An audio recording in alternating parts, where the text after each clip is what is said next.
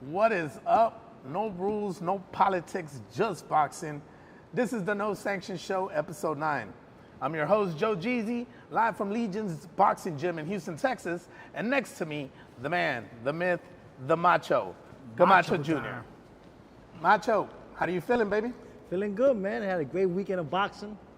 A great boxing. Good. Fury came back, couldn't finish a guy off who got knocked out by two heavyweights, got stopped, couldn't finish him off. UFC fighter won a title fight with one leg. Incredible. Mayweather just got hit with a $7 million IRS lien. Is the money running out? It's looking like it. Now, this week was absolutely loaded. Fury came back at Tottenham on Netflix and immediately called out AJ. And this week, Hearn confirmed Joshua has received the contract and the fight is targeted for November. Garcia and Ben are in active talks for an August showdown. Mayweather finally committed to the pro fight, but the IRS just slapped him with a $7.28 million tax lien. The Ali Act opposition organized, with Ali's own grandson leading the charge. Nasukawa destroyed a legend in Tokyo, and tonight, Baumgartner's headlines the first all-women's main card in ESPN history at MSG. No rules, no politics, just boxing. Let's get it. Now, the scorecards might lie. And this week, 120, 108, 120, 108, 119, 109, Fury versus Makhmudov at Tottenham. 60,000 people showed up for a fight where the main event winner couldn't stop a guy who already has 2 stoppage losses on his record. Fury won dominantly. The jab was sharp. He switched stances beautifully, came in at 267 pounds, 13 pounds lighter than the Usyk fights.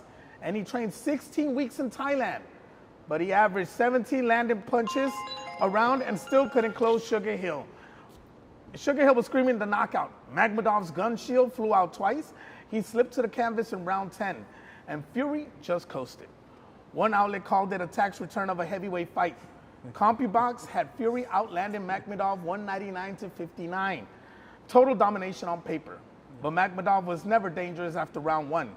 His game plan was walk forward, throw wild overhands, gas out by round 3, and survive on chin alone. 2 other contenders stopped this man and looked more impressive doing it. And here's an interesting wrinkle from this week. Alexander Usyk watched the fight and publicly predicted Joshua would beat Fury.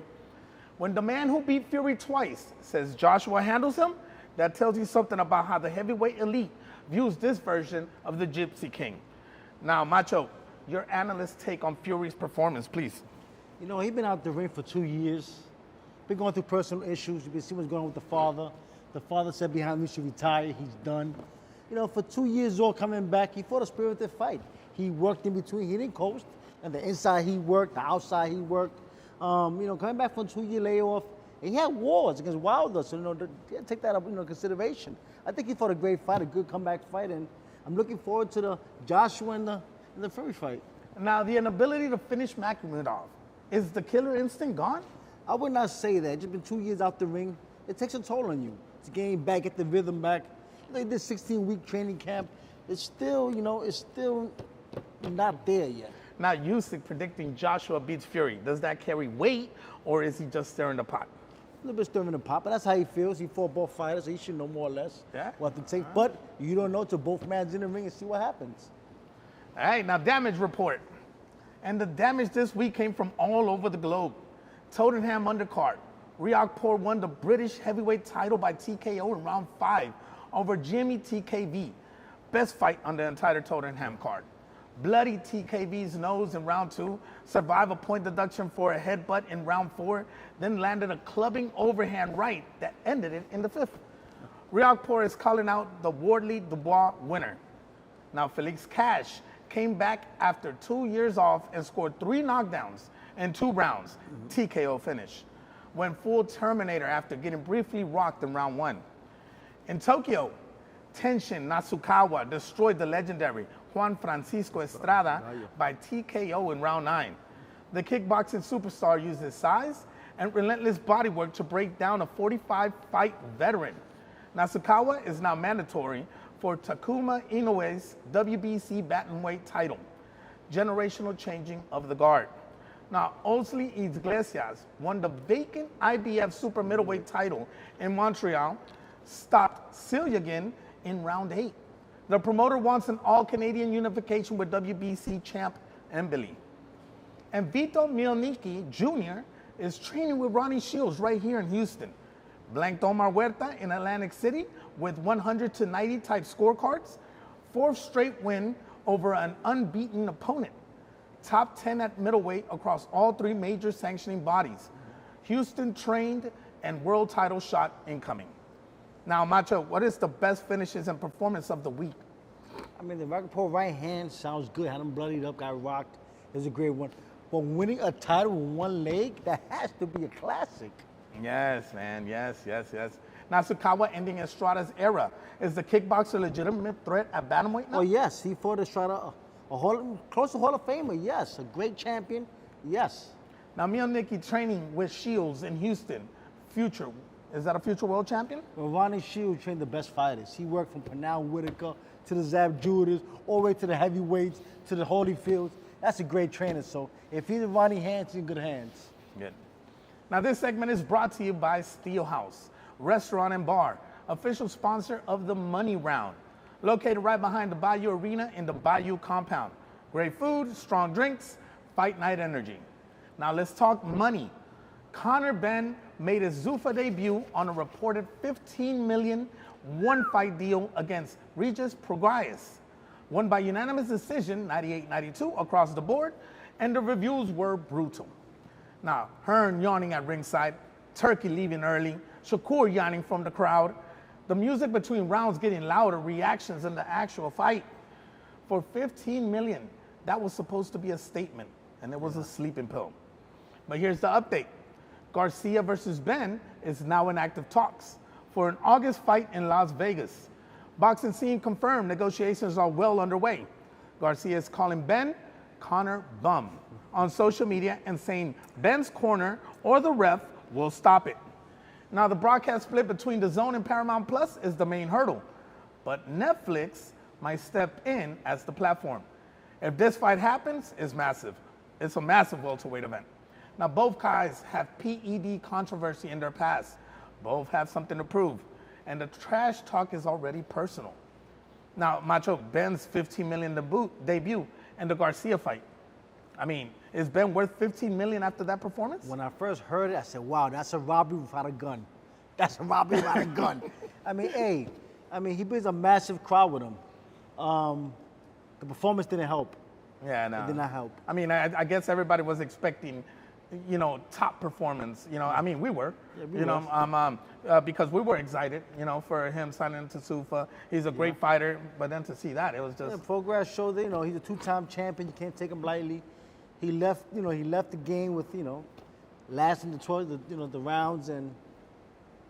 Now Garcia versus Benn in August. Does it actually get made? That's a good fight. I think it would get fight. It's a massive fight. Massive fight. No matter where they put it in, the States, overseas, a massive fight. Yeah, you can put it in the moon. Yes. Now, both guys have PED history. Does that help or hurt the marketing? Well, I mean, it's something to talk about. It's something that's going to pop up, Now, Zuffa expansion. 4 major signings now, not 3. Yeah. Berlanga, Hitchings, Walling, and former WBO cruiserweight champion Chris Billam-Smith all signed multi-fight deals this week. Teofimo Lopez expected next. Zuffa is now over 96 fighters with 12 to 16 events planned for 2026. Zuffa 06 is May 10th, Mosley Jr. versus Bohachak at the Meta Apex. The sanctioning body war continues. WBC president wrote an open letter accusing a powerful entity worth billions of trying to take over boxing. The IBF stripped Opetaya. The WBO is threatening sanctions, and only the WBA has been cooperative. This is full-scale institutional war, and it's only getting bigger. Now, Macho, Zuffa's growing roster.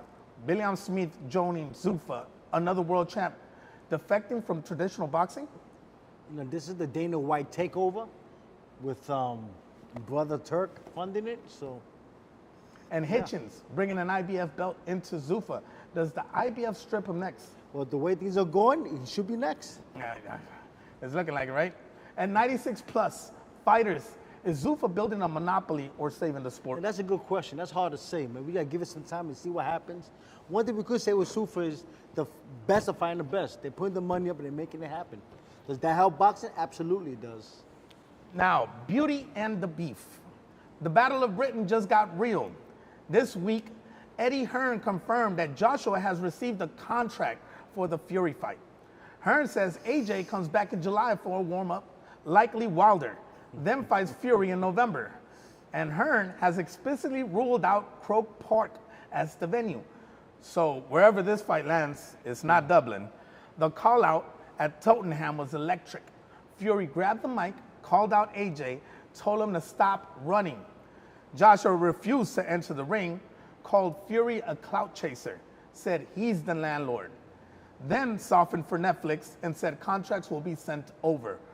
Well, those contracts are now in Joshua's hands, according to Hearn. But here's the production issue. Nobody's letting go of. The 60,000 people at Tottenham could not hear the Fury-Joshua confrontation because of an audio failure. The most dramatic moment of fight night was lost on the live crowd. Netflix viewers got the exchange, but if you paid for a ticket, you got silence. That's production failure for Zuffa's first stadium show. Now, Wilder's hand situation complicates the warm-up plan. And it's kind of messed up calling it the warm-up. But he was suspected a broken right hand from the Chisora fight. His manager confirmed he won't be back before fall at the earliest. So, if the warm-up is Wilder, the timeline might push. Now, Macho, Battle of the Britain Beef. Joshua has the contract. Is this finally happening for real? It's looking like when I seen the face-off, Joshua didn't answer back fast. He took this time and said, I'm the landlord. You fight on my terms. But it looks like, yeah, they're putting the pressure on, and yes, this is the fight that people want to see. Now, Hearn ruling out Croke Park. Where does this fight end? They go anywhere, even the moon, like you say. Anywhere. Next fight, the moon, man. Yeah. We got to take it to the moon. Now, Usyk predicting AJ beats Fury. Does that put more pressure on Fury? It should motivate him. It should motivate him. Now, the audio failure at Tottenham. How much did that hurt Zuffa's credibility? It happens every time, like production, mess up. It's tough. It happens. It's like you interviewing somebody and they forget to press play. it happens. Now, Mayweather's update, man. There's been a shift. Yeah. Reports out the Philippines say Mayweather has now committed to the professional fight against Pacquiao. But this week, the IRS filed a $7.28 million tax lien against Floyd in Clark County, Nevada. On top of the $330,000 Manhattan rent suite, the $1 million plus in Miami jewelry claims, and a separate $340 million lawsuit Floyd filed against Showtime and his former executive. So Floyd is saying yes to the fight while drowning in legal problems. The question isn't if he needs the Pacquiao money anymore, it's whether there will be anything left after the lawyers get their cut. Pacquiao's team still has the complete paper trail, the signatures, the IP addresses, the device IDs. Now, the Pacquiao Prime Boxing Gym is moving forward in Hollywood. Floyd's picture is coming off the wall. September 19 at the Sphere is still the target date. Now, Mayweather's financial crisis, a $7.28 million IRS lien on top of everything else. Is Floyd actually broke? I hate to say this, it's looking like, and you take the Pacquiao fight to get through everything, pay off his debt. And he didn't sign a 3-fight contract, so I guess he'll be okay sooner or later. But this will help him motivate himself a little more, one little harder, because he needs this win. So, now, committed to the pro fight now, after weeks of silence, is that desperation? I think it's more promotion more than anything else. I mean, Floyd's a master in promotion. I think it was more pressure from lawyers. You better really. You know what I'm saying? Now, I hate to hear those kind of stories in boxing. Can the September 19th Sphere date still be saved? Yeah, he got lost with it. Like I said, the lawyers are really squeezing. I think he has no choice, to be honest with you. So now this one is called Fit Check. Fury walked out to Blue Moon as a tribute to the late Ricky Hatton. Rest in peace to the hitman. Yes. Sky blue Manchester City colors. R.I.P. Ricky stitched on his shorts. Fireworks lighting up Tottenham. Whatever you thought about the fight, that entrance was emotional and beautiful. Joshua at ringside in a tailored suit, ice cold expression, refusing to react while Fury screamed at him. AJ won the fit check by being the most unbothered person in the building. Ben, in full Zuffa gear, getting booed. And Cub Swanson leaving his gloves in the octagon after 22 years. That's not fashion, that's legacy. Now, your reactions, who dressed the best at Tottenham? I have to give that to Fury. Doing a tribute to Ricky Hatton. There's only one Ricky Hatton, so that was great. They're expiring. Now, what about your fit tonight, baby? I'm going a little casual today. You know, we're here in a different location. So, you know, a little bow tie, a little. All right, so now we're diving in very deep, man. This next segment is brought to you by Combat Vision, the AI-powered multi-angle fight camera system. Target locking cameras that follow the action in real time like nothing you've ever seen. If you're a promoter, a gym owner, or a content creator in combat sports, Combat Vision is the future of fight film. Check them out. Tell them the No Sanction Show sent you. Now, deep dive, Zaya versus Ennis. The press conference dropped at Barclays Center, and it was fire. June 27th, Brooklyn, the Zone pay-per-view. Zaya's defending his WBA and WBO junior middleweight titles against Jaron Boots Ennis at 154. This is the biggest 154-pound fight since Charlo. Castaño and the trash talk is already at different level. Zaya says he sees technical flaws in Boots, game that he's going to expose. Challenged Ennis on the pay split, asked why Boots didn't take the 55-45 for the winner if he's so confident. Then went on a rampage, called out Virgil Ortiz, saying he's fighting the elderly. Said he would have run through Devin Haney, and teased the ring walk with Bad Bunny. This kid is 23 and trash talking everybody. Ennis fired back, said Zaya bit off way more than he can chew. He's faster, stronger, and has a higher IQ. Hearn compared this fight to Mayweather versus Canelo, the young lion versus the proven technician. And Ennis has originally in talks for Ortiz, but Ortiz's lawsuit against Golden Boy killed those negotiations. Boxing politics created this matchup, and for once, it produced the right outcome. Now, Zayas versus Ennis, deep dive. Is this the best fight at 154 in the last 5 years? Absolutely. I'm surprised Zaya's team took the fight. They must know something we don't know. Now, Zaya's talking trash to everybody at 23. Confidence, or will it backfire? I mean, you got to be confident. You got to have that. You got to believe in yourself.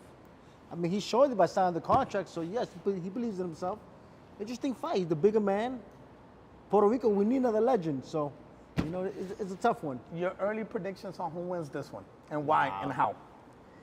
I have to go to my countryman in Boricua. Hey. Claro. But it's a tough fight. It's a very tough fight. What's that, rice and beans is going to win, baby? He's a great fighter. Yes, yes, yes. All right, now this one. Predictions. Tonight, Alicia Baumgartner defends her WBA, IBF, and WBO women's super featherweight title against Bomi Reshin at MSG Theater on ESPN. This is MVPW 02, the first all-women's main card in ESPN history with 3-minute championship rounds. Shin is ranked top 7 by all 3 sanctioning bodies and gave Caroline Dubois a competitive fight last year. Now, Baumgartner is heavy favorite, but after Dubois called her a drug cheat on live TV last week, she needs a statement performance. Now, the co-main has unified super middleweight champ Shadesha Green defending against Lanny Daniels. Yeah. Also, this weekend, Ben Whitaker headlines Liverpool on the Zone. Next week, Okoli versus Tony Yoka in Paris at heavyweight. May is insane. May 2nd, Inoue versus Nakatani in Tokyo for undisputed junior featherweight. Same day, Ramirez versus Benavides for WBO and WBA cruiserweight in Vegas. Now, May 9th, Wardley versus Daniel Dubois for the WBO heavyweight title. And May 10th, Zuffa 06. May 23rd, Usyk defends the WBC heavyweight title against kickboxer Rico Verhoeven at the Pyramids of Giza. Usyk defended this fight this week in London, saying he wants it, not just needs it. May 30th, O'Shaquie Foster defends his WBC super featherweight title against Raymond Ford right here in Houston at the Fertitta Center on the Zone. That's a real fight. Ford is no joke, and it's in our backyard. Now, Macho, your predictions, Baumgartner tonight, does she silence the Dubois noise with a stoppage? A stoppage or a great performance. So if she put a great performance, that's good enough, yes. Now, Inoue versus Nakatani. Is anyone on earth beating the monster right now? This is going to be a challenge. This is a huge fight. This is the king of Tokyo. Yes, This is the king of huge Japan. fight. Both undefeated fighters. Both seem like killers. Great fight. Now, Usyk fighting the kickboxer at the Pyramids. Genius, or is this a circus? Next. Foster versus Ford in Houston, May 30th. Which Houston fighter are you backing? Yeah, that's a great fight. Foster Shaw, he's a hell of a fighter. Great fight for Houston. Great fight for Houston. Great fight for Houston. Now, this next one is maintenance. The Ali Act opposition just got organized. Nico Ali Walsh, Ali's grandson, formed the Ali Act Preservation Alliance with over 30 boxing stakeholders, including Oscar De La Hoya and WBC President Suleiman. De La Hoya says he's been invited to speak before the Senate. They're arguing the Revival Act will let promoters control contracts, rankings, and titles simultaneously. They even pointed to the UFC's $375 million antitrust settlement as evidence of what happens when one entity controls everything. The bill passed the House, but the Senate fight is just beginning. Imani Khalif update. The Olympic gold medalist April 23rd fight in Paris against Julia Igel has been postponed due to a left shoulder injury in training. Khalif hasn't competed in a world boxing sanction event since the governing body introduced mandatory genetic testing in August. Her pro debut keeps getting delayed, and the controversy keeps following her. Now, Isis Seal, do you remember Isis Seal? We talked about her last week. Update continued. We got some good news on her. She's out of the hospital, gave her first interview, described waking up from the coma to find her family in tears. Doctors have not told her she can't fight again. She's 19. Continue prayers for her recovery, please. But the conversation about matchmaking inexperienced fighters continues. She was on a second consecutive KO loss with only 50 days between them. Now, the Ali Act, Preservation Alliance versus the Revival Act. Who wins the Senate? Me being a second generation fighter, I'm always going to pull for the old school boxing, protecting fighters. I'm always for that, protect the fighters. We need more things to protect us. Yeah. Now, Isis CEO's recovery. What needs to change at the commission level? Well, that about being knocked out in the last 50 days, that's a red flag. Yeah. That's a red flag. Usually, people can come back after 90 days. So, and that's the minimum, so, you know. Now, this next segment is called Other Fights. UFC 327 might have produced the most insane finish of 2026. Carlos Ulberg versus Jiri Prochazka for the vacant UFC light heavyweight title in Miami. Ulberg blows out his right knee in round one, can barely stand. Prochazka sees his wobbling and inexplicably shows mercy instead of finishing him. Ulberg catches Prochazka with a counter left hook and knocks him out cold. Won the title on one leg. Prochazka called it stupid mercy. That is the craziest title fight finish I have ever seen. Now, Paulo Costa moved up to 205 and head kicked, KO'd Marsukanov in round three. Marsukanov was stretched out. His 16-fight streak snapped. Then Costa met President Trump ringside, and Trump told him he's too good looking to be a fighter. That exchange went mega viral. Now, Cub Swanson closed out 22 years with a walk-off KO of Nate Landwehr in round one. Left his gloves in the octagon, last active WEC fighter. Perfect ending to a legendary career. Now, Josh Hokit upsets Curtis Blades in what they're calling the most combined significant strikes in UFC heavyweight history. Fight of the Year candidate. Hokit then agreed to fight Derek Lewis at the UFC White House card on June 14th while being loaded into an ambulance. Now, the White House Fight Week schedule just dropped this week. 50,000 to 100,000 expected at the Ellipse. That is going to be insane. Also from UFC 327, Fallout, Patricio Pitbull Freire revealed the fractured orbital bone from his loss to Aaron Pico. And John Jones flip-flopped again. Announced retirement, then said watching UFC 327 gave him fire, then Dana said no. Classic Jones. Now, Macho, MMA and combat sports. Ulberg winning the title on one leg. Is that the greatest comeback finish in any combat sport? That's amazing. That beats a fighter winning a fight with one hand. That's amazing. Now, Prochazka showing mercy to a fighter, getting knocked out. Is that a lesson for every fighter? Well, it's part of the fight business. I mean, getting hit with a hook in the head is one thing. And getting hit with a kick in your head, I couldn't picture that. Now, the UFC White House card, 50,000 to 100,000 people. Is that the biggest combat sport event of the year? Yes, it has to be, without a question. At the White House. With the president there? I mean, the president has been at some of the UFC fights, but at his actual backyard. Exactly. Now, Cub Swanson's retirement walk-off. KO perfect ending? I would say. Yeah. Yeah, leave the game. Leave the gloves. Goodbye, yes, leaving the ring. Bye to the sport, yes. Now, this next segment is called What You Missed. Brian Gorham improved to 22-0 with a TKO in round 5 at super lightweight on the Tottenham undercard. Zuffa Saini. Andre Ward called him a hidden gem of the card.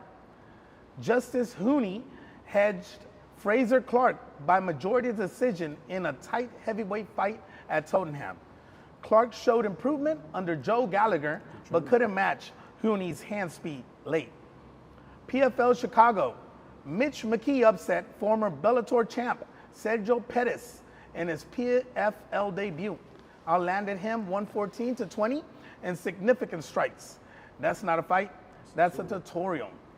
Brandon Adams collapsed before his scheduled fight against Aguiarco in Newark, but was canceled. Fighter safety is always a priority. Yes. At Home with the Fury Season 2 dropped on Netflix the day after the fight. Includes John Fury's reaction to the comeback announcement. The family drama is now content franchise. And the Hearn versus White soap opera continues. Dana went on an X-rated rant shredding Hearn this week and confirmed he's received legitimate offers for the grudge fight. Hearn fired back saying, "Get in the ring and I'll show you," and projected 1 million pay-per-view buys and $30 million paydays. Turki Al-Sheikh has reportedly floated offers. The two loudest voices in combat sports this week weren't fighters, they were promoters threatening to box each other for real money. Now, Macho, what you miss reactions. Gorham at 22-0 under Zuffa. Sleeper prospect to watch? Well, if Andre Ward, one of the best, said he is, then yeah, hidden gem. Look out for you, hidden gem. Hearn versus White actually happening. Would you buy that pay-per-view? Yeah, I would. I definitely would. The Fury docuseries dropping the day after the fight. Genius marketing or exploitation? It's genius marketing. Nowadays, you gotta promote yourself, keep yourself relevant. So bring money to the family. Yeah. Now, matchmaker roulette. 3 fights we need right now. Number 1, Fury versus Joshua in November. The contract is in AJ's hand. Hearn ruled out Croke Park, but this fight needs a stadium. Wembley, Old Trafford, wherever. Just sign it. 10 years of talk. No more excuses, man. Please. Number 2, Iglesias versus Mbili for IBF WBC Super Middleweight Unification. Both promoted by Eye of the Tiger in Canada. All Canadian unification in Montreal. The promoter is already pushing for it. And number 3, Nasukawa versus Takuma Inoue for the WBC Bantamweight title. Rematch of November 2025 that Inoue won by decision. Nasukawa just destroyed Estrada and earned a mandatory spot. Can the kickboxing star make the adjustment? Now, your matchmaker picks. Which one of these 3 do you want most? I like to see the Fury and Joshua fight. I've been talking about for years, but I also like the Mbili versus Iglesias fight in Canada. That's a huge fight for the No Border fans of ours. So it's a huge fight. So, and the one I want is the Tank and Shakur Stevenson. That's what I was going to ask you right there. That has to happen. All right, so that's your dream fight. That's your dream fight. Yes. Okay. All right. This next one is called BiYu Report. Stay tuned for an upcoming BiYu event announcement, followed BiYu Boxing on all platforms. The compound is growing and Houston Boxing keeps producing. Speaking of Houston, O'Shaquie Foster defends his WBC super featherweight title against Raymond Ford on May 30th at the Fertitta Center right here in our city on DAZN. That's a legit world championship fight in our backyard. Plus, Mielnicki Jr. training with Ronnie Shields and closing in on a middleweight world title shot. Houston Boxing is alive. Now, Macho, your one takeaway from this week in combat sports. Boxing's well and alive. Boxing, no matter if it's over the seas, if it's here in the States, boxing's well and alive. Do you think Zuffa had a big part of that this year? Yes, they do. They're flushing out money.